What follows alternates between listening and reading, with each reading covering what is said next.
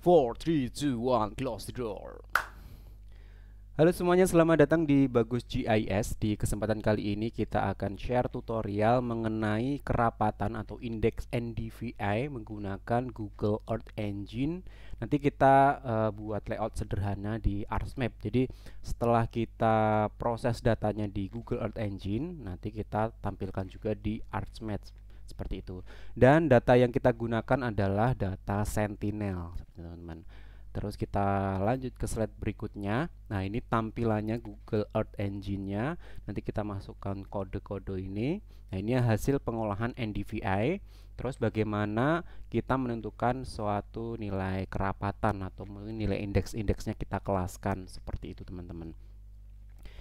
Nanti kasusnya kita ambil di daerah mangrove karena memang sedikit berbeda antara mangrove sama vegetasi darat, karena di sana ada pengaruh air pasang surut. Jadi warnanya pun kadang juga ini berbeda dengan tumbuhan darat seperti itu, teman-teman. Kita langsung saja masuk ke softwarenya. Buka di sini kita menggunakan code.earthengine.google.com. Nanti biasanya teman-teman kalau baru mulai tampilannya bersih. Untuk pendahuluannya nanti saya tambahkan di deskripsi linknya buat pengenalan Google Earth Engine. Di materi kali ini kita akan mengolah data Sentinel untuk NDVI. Nah, ini saya udah punya skripnya. Skripnya juga sebenarnya saya ambil dari beberapa forum, salah satunya di forumnya YouTube Lab SIG Indraja, dan ada beberapa tempat juga saya modif. Ini tinggal klik sekali yang NDVI. Nanti saya cantumkan juga untuk apa namanya? Untuk kodenya, untuk bahasa programnya. Ini sebenarnya udah jadi, tinggal saya running saja, mungkin sedikit penjelasan. Nah, ini geometri ketika saya buat kotakan area mana yang ingin saya proses. Nah, ini adalah select image collection, ini adalah data kode untuk sentinelnya. Terus ini filter tanggalnya. Jadi antara tanggal 30 sampai 1 tanggal 1 sampai 30 bulan 3 sampai bulan keempat. Terus ini adalah cover area cloud, awan seperti itu, berapa persentase. Terus ini adalah clip area, ini geometri areanya di clip jadi kan biasanya kalau di Google Engine kalau nggak di clip nanti semua dunia ditampilkan, tapi kita klip di daerah geometri atau yang buat kita poligon seperti itu. Ini untuk functionnya, fungsi-fungsi di sentinelnya. Terus yang berikutnya ini adalah untuk melihat true colornya. Jadi kita bisa melihat penampakan aslinya, karena penampakan yang NDVI ini warnanya hijau seperti ini. Nanti difokus kita ke nilai-nilainya, bukan ke tampilannya seperti itu. Terus kita masuk ke berikutnya, select bentuk. Ini untuk pengolahan NDVI-nya. Nah, ini pengolahan NDVI itu antara lain yaitu menggunakan sensor atau band atau saluran red dan NIR. NIR itu kepanjangan dari near infrared. Jadi sensor yang dekat dengan infrared. Ini rednya. Oke, ini untuk rumusnya seperti ini. Kalau rumusnya nanti perbandingan antara red sama NIR tadi.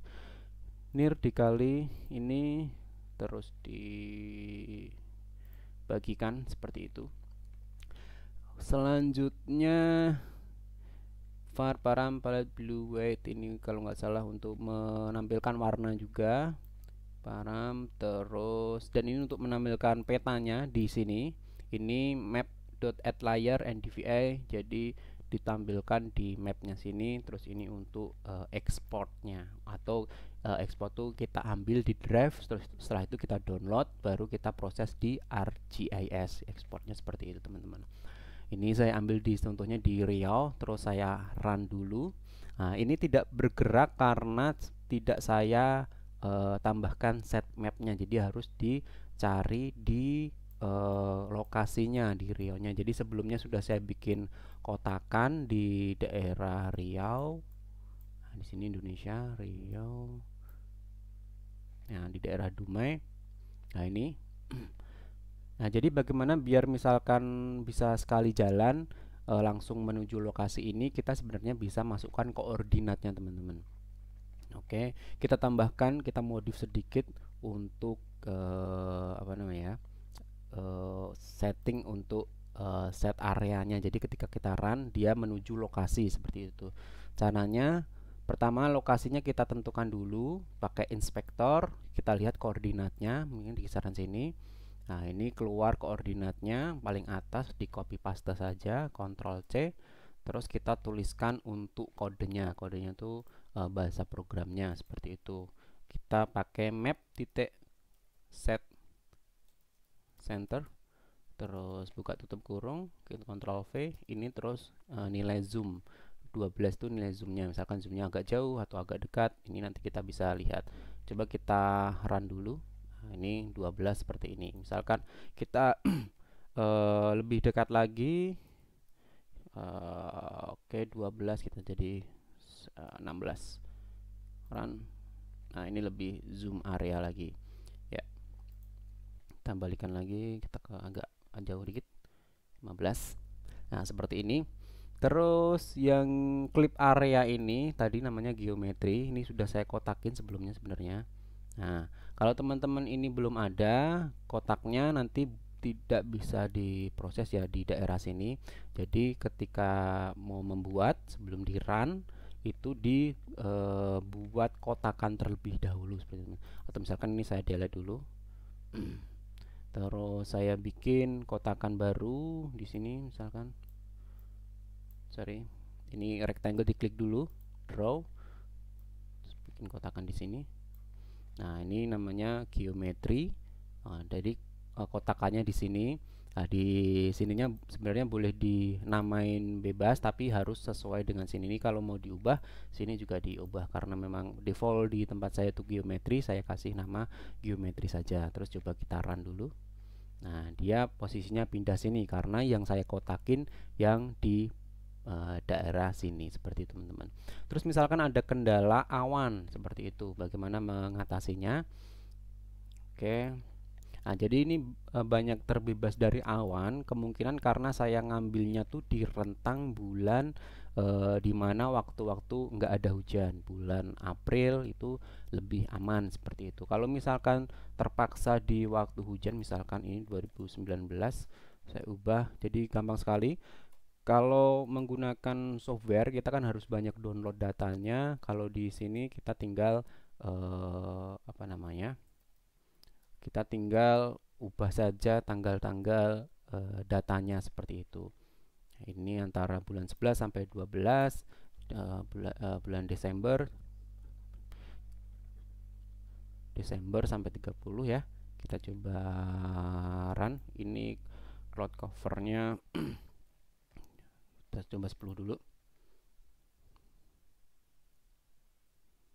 Kita tunggu sebentar. Oh, ini tidak muncul, kemungkinan tidak ada yang cloud cover di 10 seperti itu. Nah, misalkan saya ubah di 90. Kita tunggu sejenak. Nah, ini udah. Oke. Jadi di tutupan apa namanya ya, awannya itu di 90, di datanya ada, karena memang bulannya itu bulan penghujan, kemungkinan awannya itu lebih banyak, jadi tampilannya seperti ini, ada putih-putihnya seperti itu. Nah, kalau misalkan mau agak bersih lagi, kita coba cari yang di 50 gitu. Oke, ternyata masih ada awannya di sini. 30. Kalau memang terpaksa nggak ada, kalau pengen yang bersih, bisa dicari yang di bulan-bulan yang ibaratnya tadi hujannya sedikit seperti itu, teman-teman. Kita balikan lagi ke bulan 3 sama bulan 4 tempat saya seperti itu. Ini juga tergantung penelitian teman-teman atau project yang teman-teman. Kalau misalkan butuh apa namanya, sesuai tanggalnya, sesuai apa namanya, sesuai bulannya, itu bisa disesuaikan di sini, teman-teman. Oke, ini bulan-bulan bersih. Terus berikutnya udah dapat datanya. Nah, ini misalkan teman-teman ada dua tempat yang pengen di-download, misalkan yang satu di sini, yang satu di daerah sini, itu juga bisa teman-teman. Nah, ini coba saya ubah ke satelit karena saya ada kebutuhan untuk pengolahan di daerah apa namanya? Kampus. Coba saya lihat yang daerah pertama tadi. Dumai.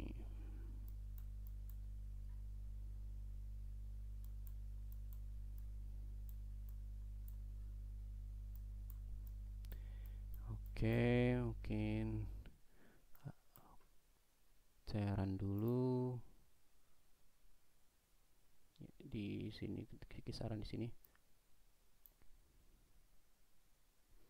Saya buat dua geometri sebenarnya juga bisa. Jadi ibaratnya itu kita punya dua data. Oh, di sini ya, sorry, di area kampusnya.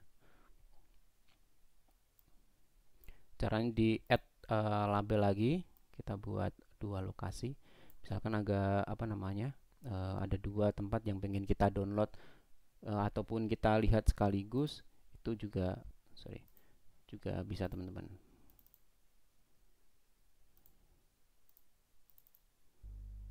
Ini coba saya delete dulu, saya perbaikin. Ya, misalkan di sini.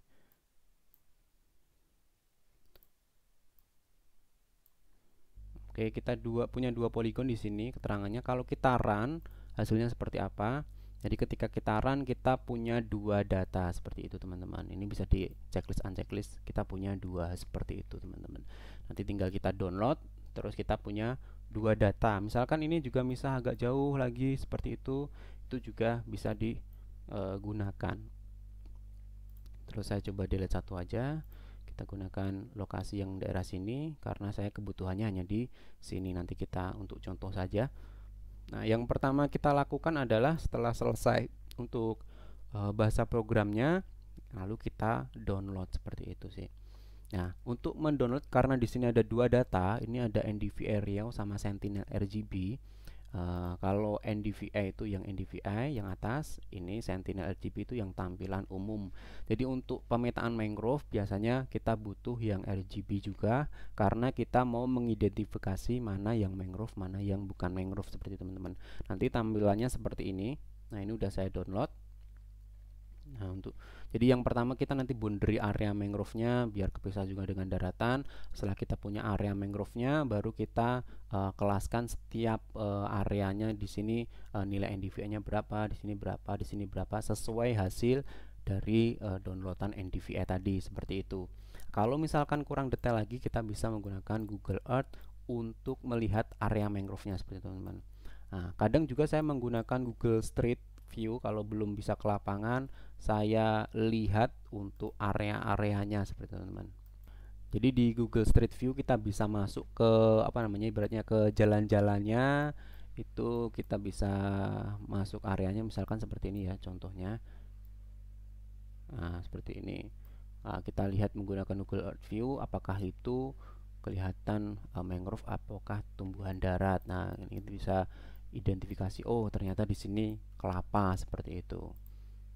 Jadi nggak bisa apa namanya didelinasi sebagai area mangrove-nya seperti teman-teman. Jadi kita bisa menggunakan banyak bantuan. Oke, kita masuk langsung ke intinya. Sorry. Nah, ini namanya seperti ini. Kita bisa ubah NDVI NDVI 1 belum ada. Oke, run sekali lagi. Ini nanti di paling atas kalau berhasil. Jadi yang kita export itu adalah image namanya NDVI.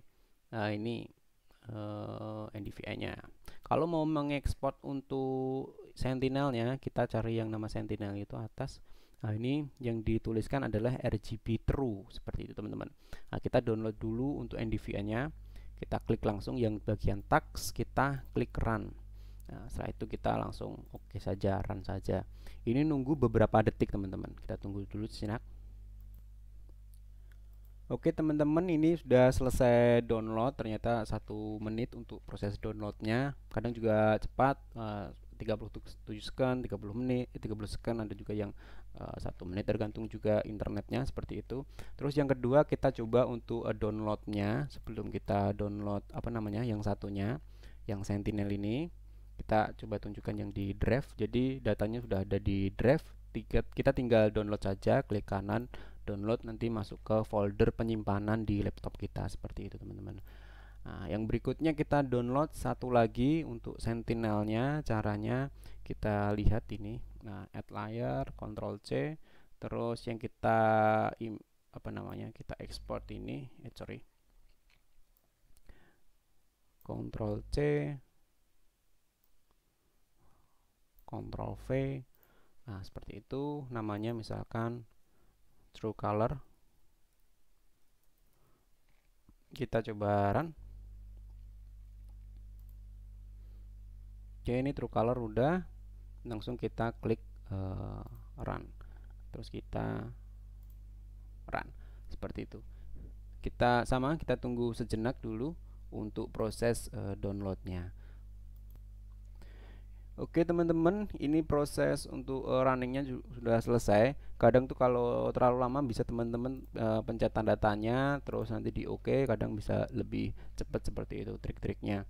Terus drive-nya baru saya download. Coba lihat drive-nya. Ini NDVI 1 yang RGB. Coba kita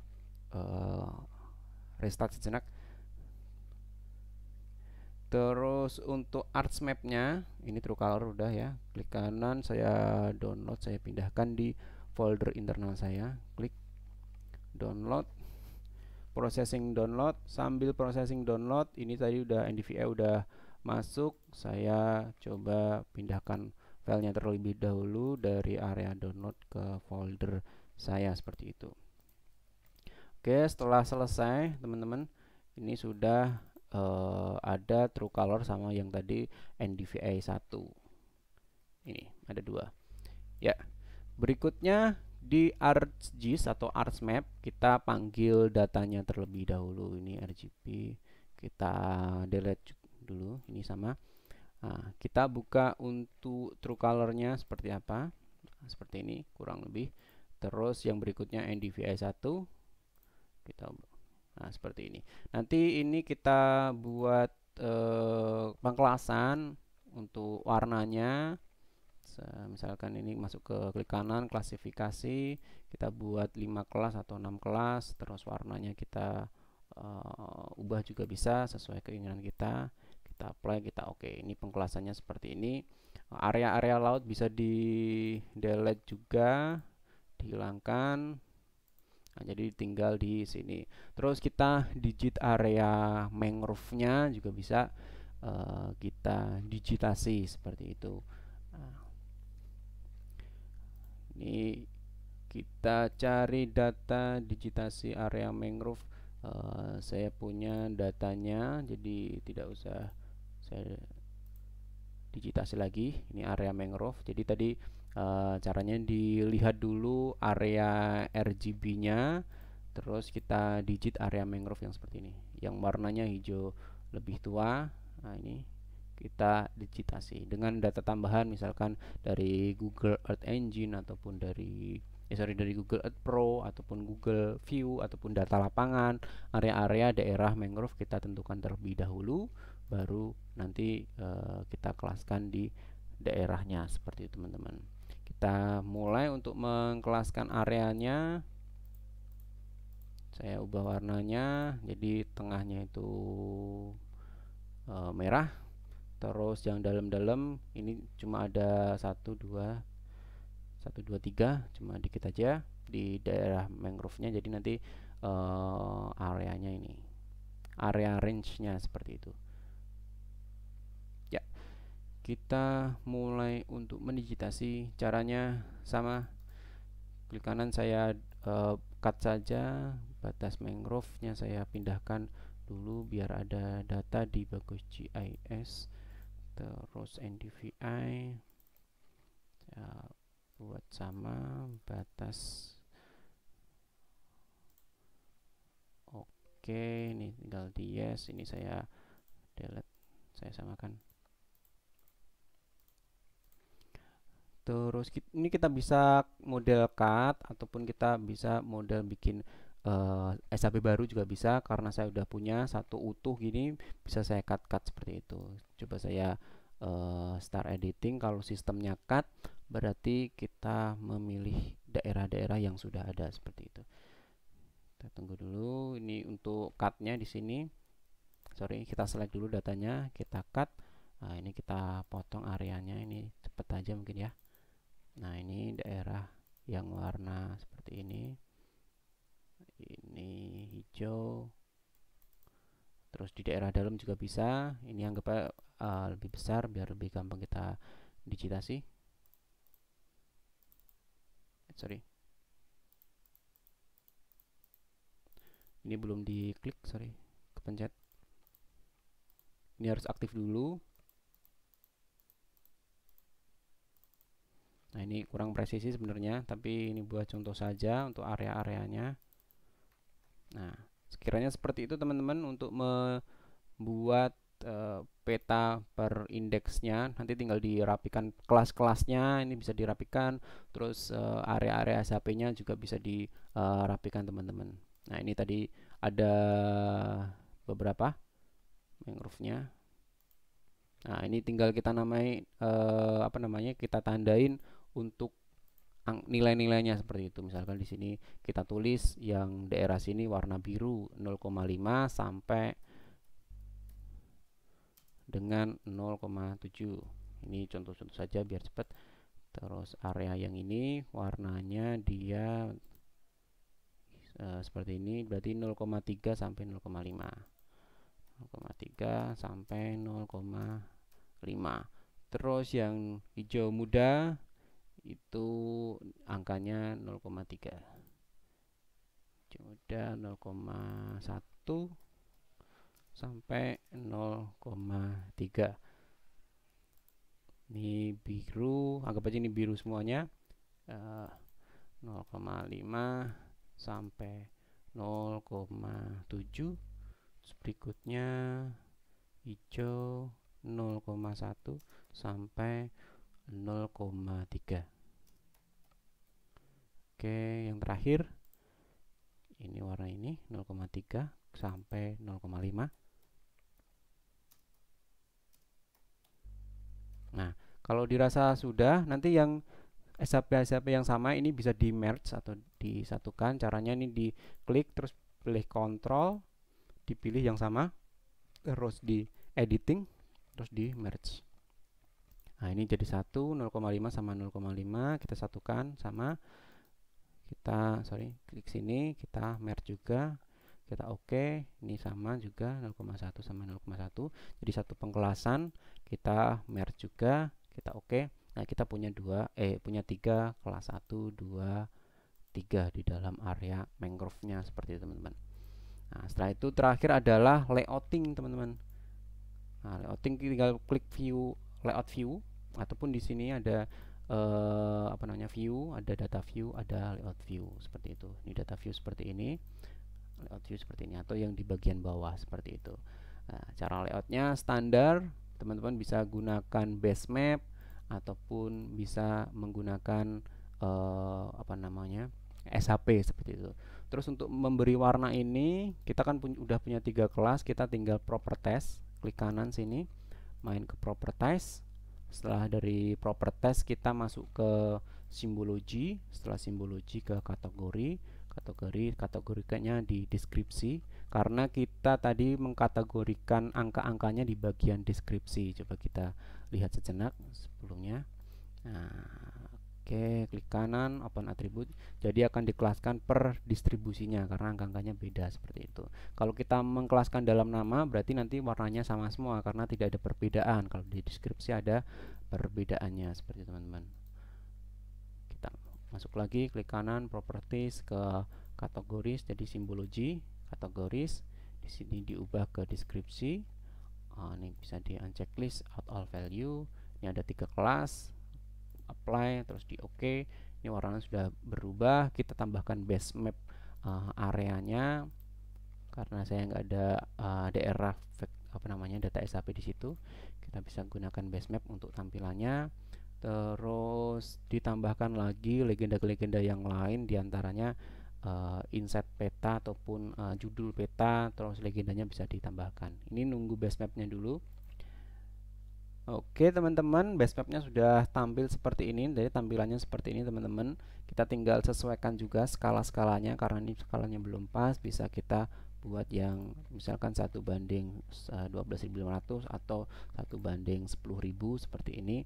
Base mapnya juga bisa disembunyikan dulu juga bisa, karena biar lebih cepat untuk memberi legenda-legendanya. Nanti pas terakhir kita tampilkan kembali seperti teman-teman. Oke, kita lanjut saja.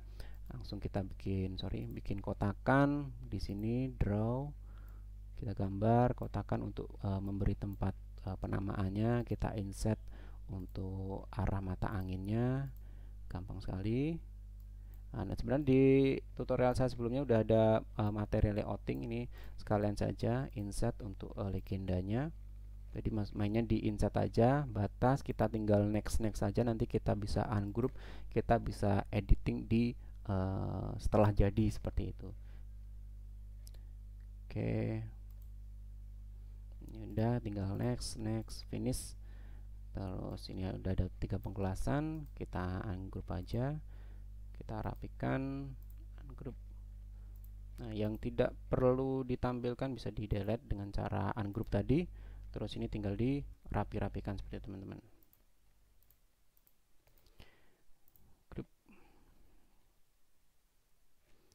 Oke, terus nama judulnya juga bisa dikasihkan pakai teks, biasanya tampil sini kecil ini. Bisa klik bebas dulu, baru nanti diklik lagi, klik kanan. Pakai klik kanan, properties, peta kerapatan ataupun peta indeks NDVI. Kita perbesar untuk tulisannya, ini 10, mungkin kita perbesar menjadi 16 ukuran fontnya. Oke, fontnya kita ubah jadi 16, kita bold, kita oke, kita apply. Oke, lumayan. Kita oke, kita pindahkan ya seperti ini. Warnanya nih kita ubah menjadi putih. Caranya klik kanan, properties, masuk ke sini, colornya jadi putih. Ini hitamnya kita tebalkan, warna pinggirnya kita oke, seperti ini.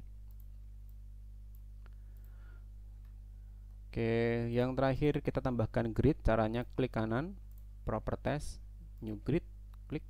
Nanti tinggal di next saja, finish. Sebelum jadi kita properties dulu aja, biar sekalian kita ubah labelnya. Jadi labelnya biar di sini yang arah vertikal ini, di sini bisa membentuk vertikal, nggak horizontal semuanya seperti itu.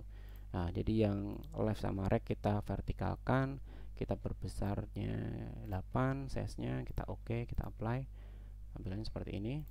Oke, udah lumayan. Ada legendanya, ada judulnya, ada ininya. Udah lumayan, tinggal kita ekspor saja seperti itu. Nah, ini seperti ini, tinggal dirapikan, ditambahkan legenda-legenda yang lain juga bisa, keterangan yang lain juga bisa. Tinggal kita file, kita ekspor, kita namain. Namanya misalkan menjadi peta, kita pindahkan di Bagus GIS NDVI. Contoh. Oke, 360. Kita lihat foldernya, ini proses. Contoh. Nah, kita udah punya bentuk peta dalam bentuk JPEG. Nah, nanti tinggal di print saja seperti itu teman-teman. Oke, mungkin itu aja teman-teman terkait share tutorial kali ini. Kalau misalkan ada salah, saya mohon maaf, karena memang cuma praktisi saja terkait ilmu-ilmunya. Kita cuma nyoba-nyoba, otodidak, dan belajar sedikit-sedikit dari teman-teman yang lain. Mungkin itu aja. Terima kasih. Bye-bye.